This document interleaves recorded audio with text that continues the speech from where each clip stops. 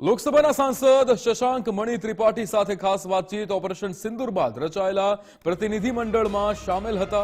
શશી થરૂરની આગેવાનીવાળા પ્રતિનિધિમંડળમાં સામેલ હતા।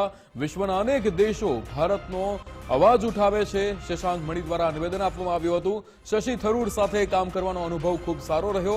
અનેક દેશ ભારતના સમર્થનમાં ખુલીને સામે આવ્યા। જે વિરોધ કરતા હતા તેમને પણ અમે મનાવી લીધા હતા।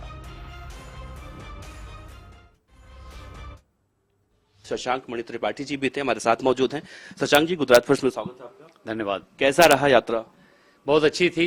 एकजुट होकर हमने भारत की जो आवाज़ है उठाई पूरे विश्व में, और जो आतंक के विरोध में हमने मुहिम उठाई वो बहुत सफल रही। और उसी के साथ साथ विकसित भारत के बारे में भी चर्चा हुई, और प्रवासियों के बीच में जब हम लोग उठे बैठे तो उनके भी जो मन मस्तिष्क में चल रहा है उसके बारे में हम लोगों ने जानकारी ली। तो हर तरीके से बहुत सफल रही, और उसमें हमारे जो 7 सांसद थे और एक हमारे एम्बेसडर थे, एकजुट होकर हम लोगों ने भारत की आवाज़ उठाई। और शशि जी को भी मैं साधुवाद देना चाहता हूँ। किन किन देशों में गए आप लोग? हम लोग पहले गए न्यूयॉर्क, वहाँ पर हम लोग जो 9/11 का स्मारक है वहाँ गए। उसके बाद उसी रात को हम लोग गयाना गए। गयाना से हम लोग पनामा गए। पनामा से हम लोग कोलंबिया गए। कोलंबिया से हम लोग ब्राज़ील गए, और ब्राज़ील से पुनः वाशिंगटन DC यूनाइटेड स्टेट्स में आए। तो लगभग 2 हफ्ते की यात्रा थी, और 5 हम लोग देश कवर किए, और कई ऐसे सांसदों, कई ऐसे पॉलिसी मेकर्स, वहाँ के एक्सटर्नल अफेयर्स मिनिस्ट्री से मिले, ताकि हम लोग अपनी बात प्रबलता से रख सकें। क्या अपने दल में कोई विरोधाभास देखने को मिला? नहीं, मैं सोच रहा था कि कभी कुछ हो सकता है अनबन, क्योंकि हम लोग अलग अलग पार्टियों से हैं, लेकिन एक भी दरार नहीं थी। हम सब में एकजुट होकर, एक मुट्ठी होकर हम लोग काम किए, और इसमें मुझे भी बहुत प्रेरणा मिली, क्योंकि कई ऐसे राष्ट्रीय मुद्दे हैं जिसमें हम लोग को संभवतः इस प्रकार से एक मुट्ठी होकर काम करना चाहिए। लेकिन राष्ट्र के विरोध में जब भी कोई भी कार्य होता है तब तो हम लोग एकजुट हो ही जाते हैं।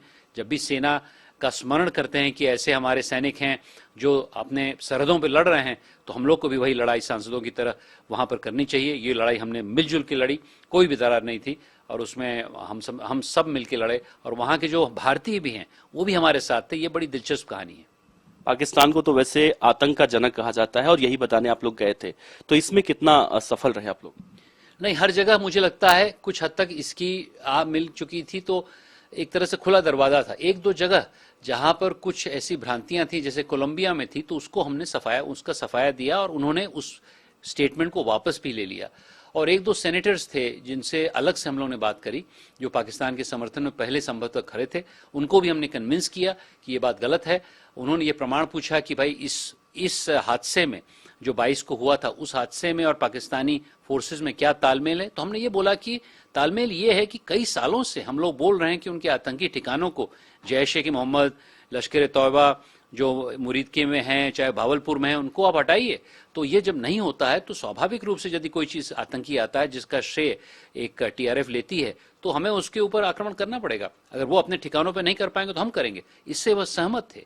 वो बोल रहे थे कि हम लोग ने भी झेला है किस प्रकार से 9/11 के बाद पाकिस्तानी में जो उठे हुए आतंकी हैं उन्होंने हम पे प्रहार किया था। तो हर तरीके से जो 1-2 लोग थे जो अनकन्विंस थे, उनको हमने कन्विंस भी किया, लेकिन अन्यथा पूरा विश्व मेरे हिसाब से आज की तारीख में सहमत है कि पाकिस्तान से उगा हुआ जो आतंकवाद है उसके खिलाफ हम लोग को जो कार्रवाई करनी उचित है, और आगे भी होगा तो करेंगे।